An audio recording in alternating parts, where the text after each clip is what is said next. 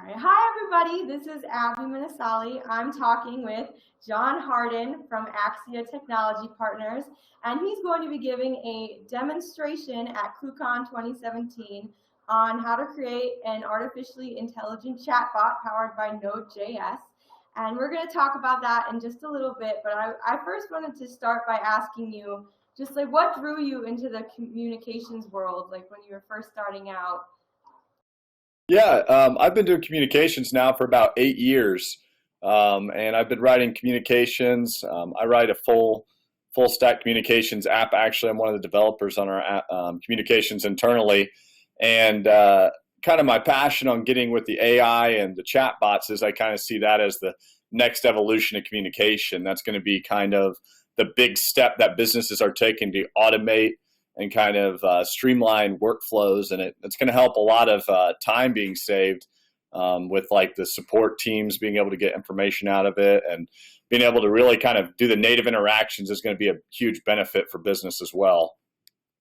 Right. And I saw that you're from Indianapolis. Is there Yeah. like any specific way? Well, I thought that was interesting because I actually just went to school in Ball State, which is really close by. Okay. So I thought that was interesting. But you were talking about how, AI and the chatbots are the next big step in technology. Do you see like a place for that in like Indiana businesses specifically, or just what's your background? How did you notice that there was a hole here that you could? I mean, the reality is that the AI and the machine learning is taking over all over the West Coast, all over in the big business already.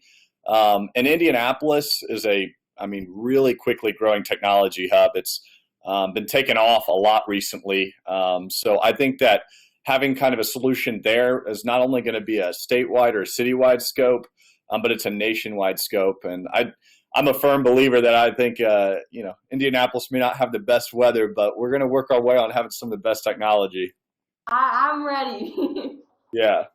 All right. Well, I also saw, I was doing a little bit of research on you, and I saw that you are mentoring students who are thinking about pursuing a career in technology.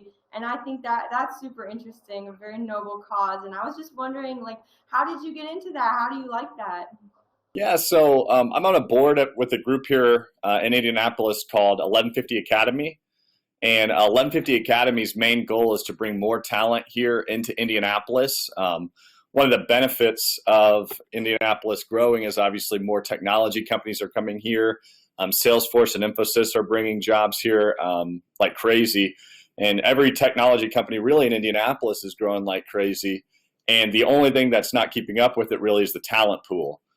So by working with this organization, I kind of help set some of the curriculum stuff, do some little trainings here and there. But the main goal is to be able to take somebody that wants to do a career shift or become a developer, to really give them a 12-week in the dirt, just writing apps all day for 12 weeks. It's a job. It's not a class. It's a job, and help them have the opportunity to be developers. And we're mentoring here internally at our company one of the candidates that graduated, and it's gone really, really well. And we hope to keep continuing getting candidates from them. They've done a really good thing. And it's going to help fill up that talent pool that's kind of starting to dwindle away as the new companies come in. Yeah, that's awesome. That's really interesting. Yeah.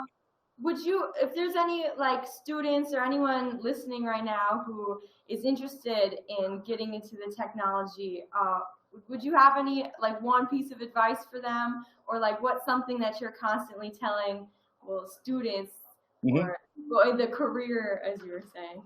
Yeah. My one big piece of advice is just find a passion project and do it. Really, it's just go do it. Don't, I'm a big fan of, making sure that you do all your requirements and learn about it before you can. But really, nothing's going to get you more into the development scene than just sitting down, taking a project that you're really passionate about and just starting to work on it. I mean, there's no way you can learn quicker. And I say a passion project because as any developer knows, they've all had projects where they've really gotten into it and gotten in the grind and caught themselves up at 3 or 4 in the morning just because the project was fun. And that's what you want to do as a junior or as a learning software engineer, is find a project that's going to be exciting to you that you can relate with and just do it. Really, that's the best thing I could say. That sounds like that sounds really solid advice. I also saw that you personally have worked on a bunch of different projects throughout your career, but is there one like you were just talking about, like a passion project or something that was just really tough that you're especially proud of, or even something coming up that you're just really excited about? Yeah. Well, I mean, without the attempt of sounding like, company branding and all that, but I'm a big passionate project right now called Corano. It's our unified communications platform we have at our company. And I was on the team since day one, since line one. And I'm in the team day to day, doing a lot of interactions, making sure this project moves forward. And it's been a rapidly growing software, and it's been a company defining software as far as it's allowed our company to kind of shift into the software industry. And I think that's my current passion project. Devote all my hours and thoughts as far as, what features can we do here, or how can we make the experience a little bit better there. That's constantly thinking about it, whether I'm writing the code, whether I'm kind of trying to help people understand the software in the sales arena, or doing training with the juniors that we have. It's all related around that Corano software, and it's all related to making that software move forward. Oh, that sounds really interesting. That's really exciting. I like that you have all those different roles. Are you looking at, well, have you ever been to ClueCon before, or is this going to be your first year? This will be my first year. I've done a lot of conventions, but first year for ClueCon. Are you, like, what caught your attention? Like, you've been to other conventions, but what brings you to ClueCon this year specifically? Actually, a big thing is that I would have to give it props out to your people at the other conventions. They were the ones that kind of incentivized us and said, get out there and try to apply. I do a lot of speaking. When I get the opportunity to speak, I'll go speak. I don't mind. I like kind of coming up with a new project and kind of teaching people how I did it. And I think it was Kathleen particularly that kind of pushed us down that path. So we figured, why not? We do a lot of circuits. We're always looking to find new technologies to integrate into our software. And I figured this would be a great opportunity to meet a lot of new developers.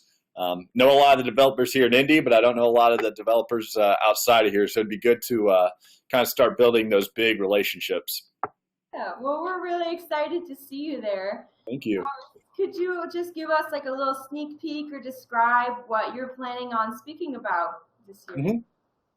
Yeah, so I plan to do a very hands-on demo of running through some Node.js code that's going to be allowing you to build and interact with a chatbot. And the chatbot itself is actually going to be creating memes, which everybody loves memes, so I figured that'd be a good enough conversation. I love a good meme. Yeah, so I figured everybody loves memes, and then we're doing it in Slack.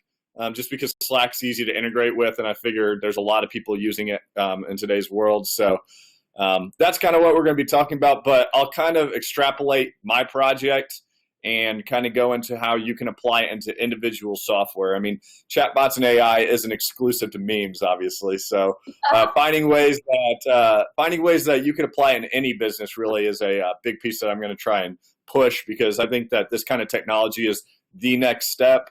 And anybody that's not caught up with the next step, as everybody knows, technology moves so quick. If you're not caught up there, you're already a few steps behind.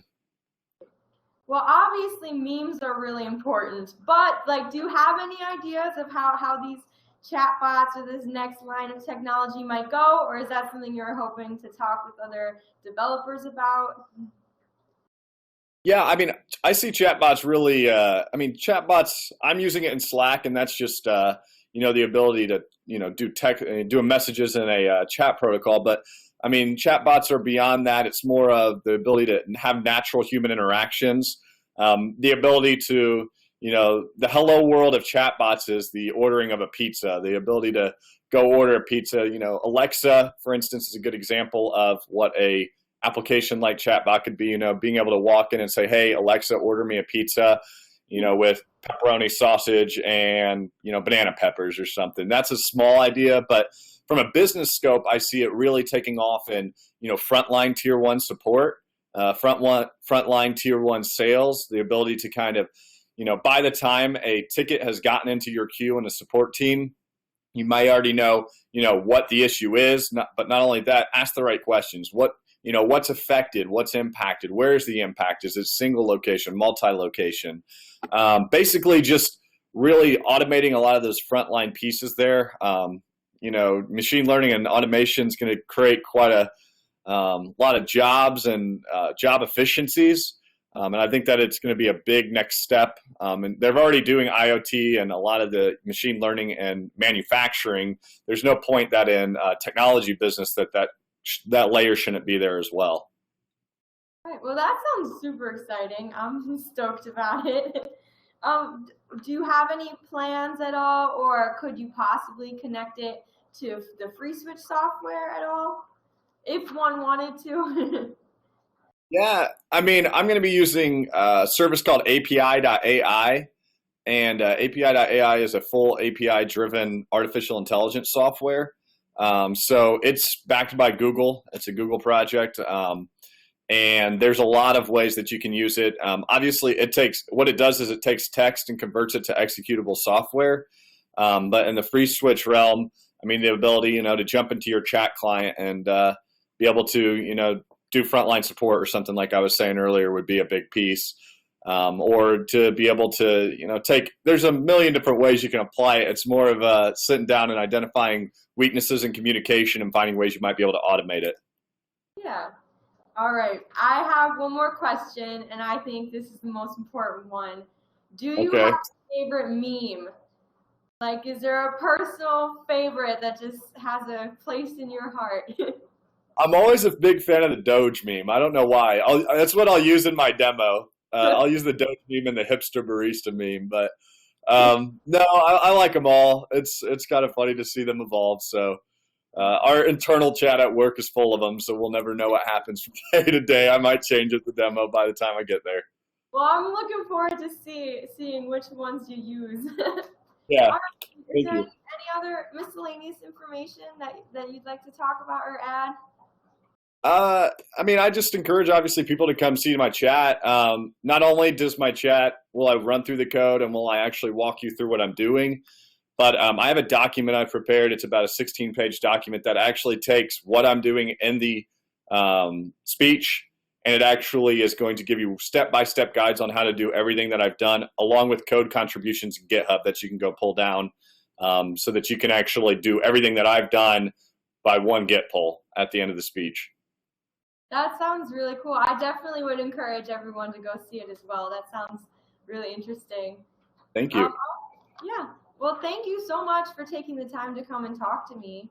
I hope you have a really good rest of your day. I'm really excited to see your talk. All right. Thank you. I'll see you at ClueCon. Appreciate your time as well. Sure.